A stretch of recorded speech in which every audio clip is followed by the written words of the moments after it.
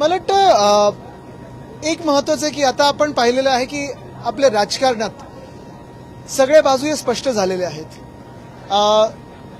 एकच महत्वाचं आहे की आता जनतेला आस आहे की जे महाराष्ट्र लुटत आहेत, जे महाराष्ट्रात भ्रष्ट आहेत, त्यांना कोणी थारा देणार नाही, त्यांना कोणी पाठिंबा देणार नाही. आणि मला वाटतं हे सगळं आपण लोक म्हणून पाहतो, त्याच्यावर मी काही वक्तव्य करणं हे जास्ती गरजेचं नाहीये. पण एकच महत्वाचं आहे की काल आम्ही ज्या हॉस्पिटलला भेट देऊन आलो, डॉक्टर्सना भेटून आलो, नर्सना भेटून आलो, आमची भेट झाल्यानंतर रमेश म्हात्रेंना अटक तर झालेली आहे, पण त्यानंतर मला वाटतं अजूनही त्यांना हॉस्पिटलमध्येच ठेवलेलं आहे. आता ज्या गोष्टींवरून तुम्हाला अटक झाली आहे त्याचाच तुम्ही आश्रय घेता, त्याच्याच तुम्ही मागे लपायचा प्रयत्न करत आहात. पण मग नेमकं गृह खातं किती याच्यावर कीन आहे, किती याच्यावर दबाव टाकून याला आत टाकण्यासाठी दबाव टाकत आहे, की इथे पण फेकनाथ बिंदेंचं फडणवीस साहेब ऐकणार आहेत, हे आता पुढच्या 1-2 दिवसात स्पष्ट होईल. डॉक्टर्स जे मागत आहेत, नर्सेस जे मागत आहेत, ते न्याय मागतात, कडक कारवाई मागतात, शिक्षा मागत आहेत. माझं तर म्हणणं आहे की त्याची दिंड काढली पाहिजे आणि त्याचं नगरसेवक पद बरखास्त केलं पाहिजे. पक्षामध्ये अशा पद्धतीचा नगरसेवक वागतो, त्याच्यावरती कुठलीही कारवाई पक्षांतर्गत केली जात नाही. तुमच्या पक्षाचा नगरसेवक असं वागला असता तुम्ही कशी कारवाई त्याच्यावरती केली असती? शिंदेंनी काय करणं अपेक्षित? तुम्हाला आठवत असेल जेव्हा काही मंत्र्यांवर आरोप झाले, जसं संजय राठोड असतील किंवा इतर मंत्र्यांवर आरोप झाले, त्यांना त्यांच्या मंत्रिपदावरनं पहिलं आम्ही काढलं होतं. आणि तसंच आमची ही अपेक्षा आहे की मिंदेंकडून ह्या नगरसेवकाला त्याच्या पदावरनं काढले गेले पाहिजे. त्याच्या तर सीसीटीव्हीमध्ये आता तर नुसतं मारहाणीचा व्हिडिओ नाही, त्याचा जो ऑडिओ आला त्याच्यासोबत एवढा घाणेरडा आहे, एवढे घाणेरडे शब्दांचा वापर केलेला आहे, त्यांना बरखास्त करून त्याची दिंड काढली पाहिजे. हीच आमची मागणी राहील. तर आणि तरच त्या डॉक्टर्सना न्याय मिळेल. स्वतः तसेच आहेत, पुढे काय त्यांच्याकडे अपेक्षा? महामार्गावरती देशी दारू विकली जाती होती, मोठ्या प्रमाणात हे दारू गेल्या काही दिवसांपासून त्या ठिकाणी विकली जाते. आता महत्वाची गोष्ट हीच आहे की समृद्धी महामार्ग असेल किंवा इतर जे महामार्ग आहेत, एकतर त्या रस्त्याची क्वालिटी बघा, दुसरं म्हणजे जे काही खड्डे बिड्डे पडतात ते बघा. अशा जर घटना होत असतील तर ती दारू नेमकं तुम्ही आता ते कदाचित हे पण कारण देऊ शकतील की इथेनॉल सारखं आम्ही त्या पेट्रोलमध्ये टाकणार होतो आणि त्याचं मिश्रण करणार होतो. हे खूप शक्य आहे, हे सरकार त्याच्या पण केपेबल आहे. पण आम्हाला उत्तर काय येतं हे तर अपेक्षित आहेच, पण सरकारच्या ह्या राज्यामध्ये असं होऊच कसं शकतं हे देखील जाणून घेणं गरजेचं आहे.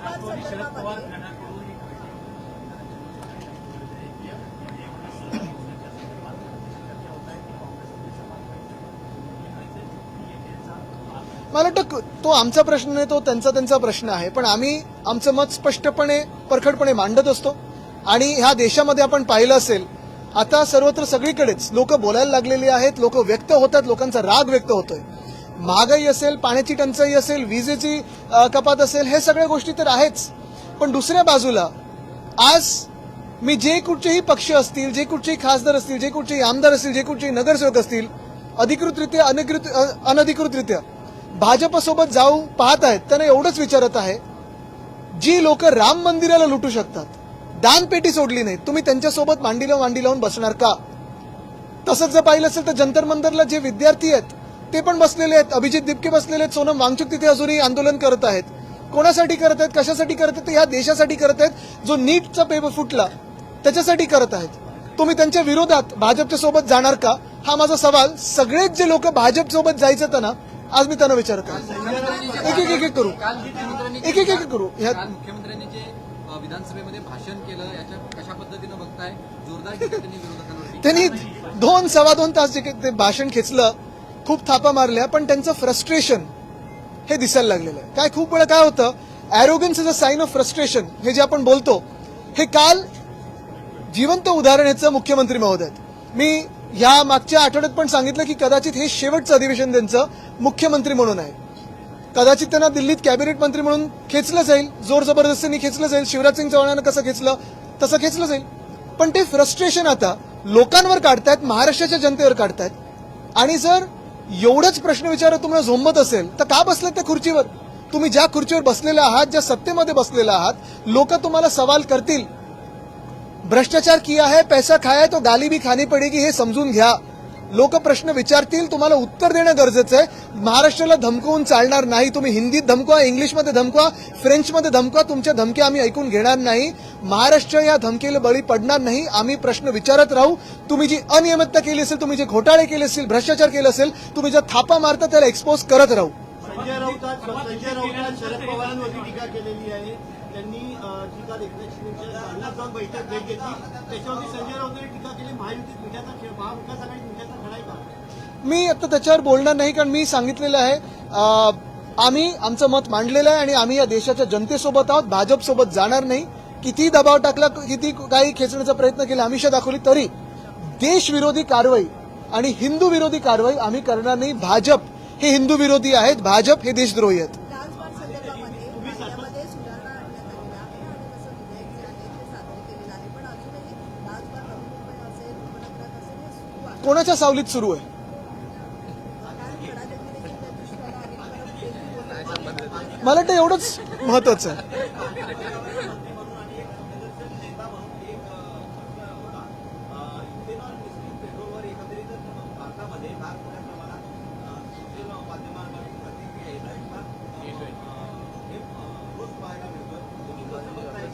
मी इथेनॉलबद्दल सातत्याने म्हणतच आहे की इथेनॉल, पहिली गोष्ट म्हणजे पर्यावरण वगैरे हे सगळं एका बाजूला, पण आपल्याला आठवत असेल तो व्हिडिओ गडकरी साहेबच सांगत होते की इथेनॉल जेव्हा मिश्रण सुरू होईल तेव्हा 15 रुपये लिटर वगैरे पेट्रोल मिळेल, हा त्यांचाच व्हिडिओ आहे.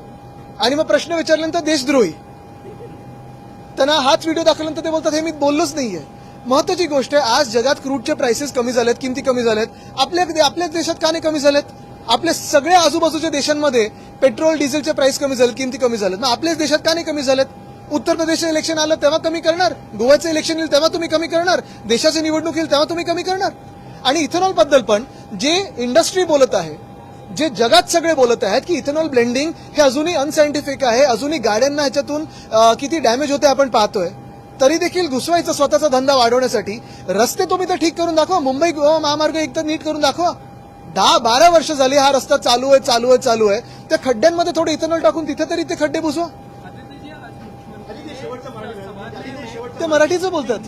अच्छा, शेवटचं तुम्ही सातत्यानं उद्धवजींनी पण देवेंद्र फडणवीस पहिले मराठी पंतप्रधान केलं, तुम्ही आज केंद्र. ठाकरेंची इच्छा आहे का देवेंद्रजींनी केंद्रात आम्ही हेच सांगितलं की त्यांनी पहिलं व्यक्त व्हावं, मग आम्ही त्याच्यावर आमच्या भूमिका व्यक्त करू. असतील का? आम्ही हेच सांगत आहोत. शुभेच्छा म्हणजे पहिली गोष्ट म्हणजे त्यांची बॉडी लँग्वेज बघून, त्यांचं फ्रस्ट्रेशन बघून, त्यांचं अॅरोगन्स बघून एक नक्की दिसायला लागलेलं आहे की भाजप काय आता त्यांना पुढचा काळ महाराष्ट्रात ठेवत नाही, त्यांना हा केंद्रीय मंत्री म्हणून घेणार, हे आता दिसायला लागलेलं आहे. आता ह्याच्यात ऑपरेशन देवेंद्र फडणवीसमध्ये भाजपचेच पुढचे मुख्यमंत्री आत्ताच्या काळात होतील की मिंदे गटातून होतील आणि संघ आणि भाजप हे ऐकून घेईल, हे बघणं आता आम्ही खूप इंटरेस्टेड आहोत. पण हे होत असताना जर त्यांना प्रधानमंत्री बनायचं असेल असं त्यांनी इथे येऊन बोलून दाखवावं. सर, जिस तरीके से हम देख रहे हैं कि देवेंद्र थांब, फडणवीस एक ने कल भाषण एक किया था। शेवटचं, त्यांचा काल वाढदिवस होता ना, आज आहे काल तेच बोललो, कालच त्यांना आम्ही बोललो ना, आज एक दिवस तरी करून दाखवा. भास्कर जाधवजी असतील किंवा वरती जे आम्ही नाव दिलं.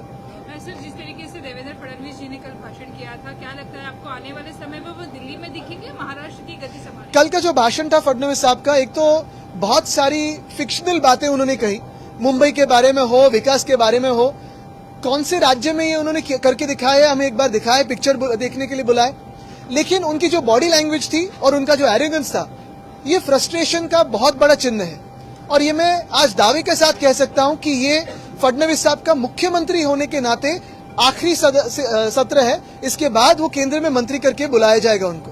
लेकिन जो उन्होंने कल महाराष्ट्र की जनता को धमकाया कि अगर आप सवाल पूछोगे, सोशल मीडिया पे वक्त होगे तो हम ऐसे करेंगे, वैसे करेंगे, छोड़ेंगे नहीं, मैं इतना ही कहूंगा उन्हें कि साहब, भ्रष्टाचार किया है, पैसा खाया है तो गाली भी खानी पड़ेगी. जो बातें हम पूछ रहे हैं, जो बातें सिर्फ हम नहीं, महाराष्ट्र की जनता पूछ रही है, जवाब आपको देना पड़ेगा. जिस कुर्सी पे आप हो, आप राजा नहीं हो, जनता के सेवक हो. और ये मान के चलिए कि जनता हर समय आपको सवाल करेगी, ये घमंड नहीं कोई देखेगा. यूनिफॉर्म सिविल कोड को लेकर भी जिस तरह से कमेटी बनाई एक गई, आपको लग रहा है कि वन इथून same question. Uniform civil code भी अब महाराष्ट्र में जल्दी लागू होगा. आज कमेटी भी उसकी फॉर्म हो गई, किस तरह से देखते? बात यही है, हमने पहले भी कहा था, पहले सड़क की जो लेवल है, क्वालिटी, उसमें यूनिफॉर्मिटी लाए, जो सेवाएं देते हैं उसमें यूनिफॉर्मिटी लाए, जो सांसद है या विधायक है उनको जो फंड्स देते हैं उनमें यूनिफॉर्मिटी लाए, जो ईडी, आईटी, सीबीआई विरोधी पक्ष के घर पे जाती है, उनमें सत्ताधारी पक्ष पे जो आरोप होते हैं उन पे भी जाए, उस पे भी यूनिफॉर्मिटी लाए. बात सरल है, कि जो प्रस्ताव होगा उस पर आगे विचार किया जाएगा। प्रस्ताव क्या है देखेंगे। आप समर्थन करेंगे यूसीसी का, क्योंकि जो प्रस्ताव आएगा पहले बिल्कुल, लेकिन जो बाला साहब जी का हिंदुत्व था वो भाजपा का हिंदुत्व नहीं है। जो हमने राम मंदिर की मांग की थी, राम भक्तों के लिए की थी, इनके ट्रस्टी उसमें से पैसे खाए इसलिए नहीं है। और जो हर बात हमने की थी उसके खिलाफ भाजपा जा रही है, इसलिए जो प्रस्ताव आएगा उस पर विचार विमर्श किया जाएगा। दूसरा है कि कल शरद पवार जी आए विधानसभा में, उन्होंने बैठक की जो सीधा प्रश्न को लेकर कि एकनाथ शिंदे केबिन में चले गए, आपने विधायकों के साथ बातचीत कर ली। मुझे लगता है राउत साहब ने उसमें बयान दिया है। आप इसे किस तरीके से देखते हैं? मुझे लगता है राउत साहब ने उसमें बयान दिया है। राउत साहब ने बयान दिया है, लेकिन मैं यही आज कहना चाहूंगा कि जो भी भाजपा से हाथ मिलाएगा वो राम मंदिर जिन्होंने लूटा है उसको आशीर्वाद दे रहा है। कल अगर हम देखें तो केडीएमसी के पूरे प्रकार में आप भी वहां पे गए थे, उनकी अरेस्ट हुई, लेकिन अभी तक जो म्हात्रे है वो अस्पताल में ही है। मुझे लगता है रमेश म्हात्रे को सिर्फ अरेस्ट नहीं तो उसकी परेड निकाली जाए और जो उनका नगर सेवक पद है वो बर्खास्त किया जाए। जैसे उन्होंने डॉक्टर्स पे, फिर महिला डॉक्टर हो, पुरुष डॉक्टर हो, नर्सेस हो, उन पे हाथ चलाया है, बहुत ही निंदनीय बात है। और आज दुर्भाग्यपूर्ण बात यही कि अरेस्ट के बाद आश्रय वो कहाँ ले रहे, कहाँ छुप रहे हैं, तो एक हॉस्पिटल में जाके छुप रहे हैं। यानी जो हंगामा किया वो एक हॉस्पिटल में, जाके छुप रहे दूसरे हॉस्पिटल में। हिम्मत होगी तो आओ, लोगों के सामने आओ, डॉक्टर्स के सामने आओ, माफी तो मांगना दूर, पहली बात तो आने की भी एक थोड़ी शर्म दिखाओ। पेट्रोल में इथेनॉल मिलाने की बात हो रही है, तो आप ये तो किसी का धंधा बढ़ाने की बात हो रही है। इथेनॉल ब्लेंडिंग जो है, आपको सभी को पता है कि पूरी इंडस्ट्री है, फिर सारे लोग हैं, जो जनता गाड़ियां इस्तेमाल कर रही है या सारी पेट्रोल के इंजन इस्तेमाल कर रही है, वो देख रहे हैं आपको कितना डैमेज हो रहा है। और ये डैमेज जनता का, डैमेज भारतीय नागरिकों का, और धंधा चले एक मंत्री और उनके बेटे का, ये कैसे चलेगी? जो मंत्री है उनका काम है सड़क बनाना, वो सड़क बन रही नहीं है और बिजनेस बढ़ाने में चले। एक बार हम बार देख रहे हैं कि खासकर शरद पवार को आप एक बात कह रहे होते हो, उनकी राह कहीं और नजर आती है। हम इस देश की जनता के साथ है। हम जिन्होंने राम मंदिर को लूटा है उनके खिलाफ है। हम जिन्होंने नीट का पेपर फोड़ा है उनके खिलाफ है। हम इस देश में जो महंगाई बढ़ा रहे हैं उनके खिलाफ है, यानी भाजपा के खिलाफ है। इंग्लिश कुठे गेले? त्यांना इथेच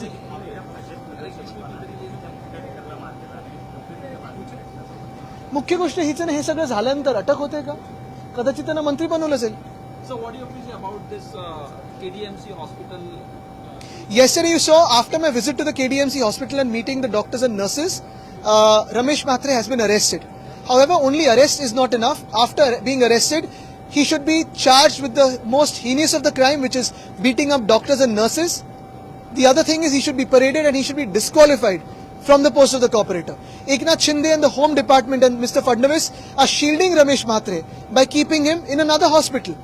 This is against the doctors and this is the against interest of the nurses. Committee has gone for UCG.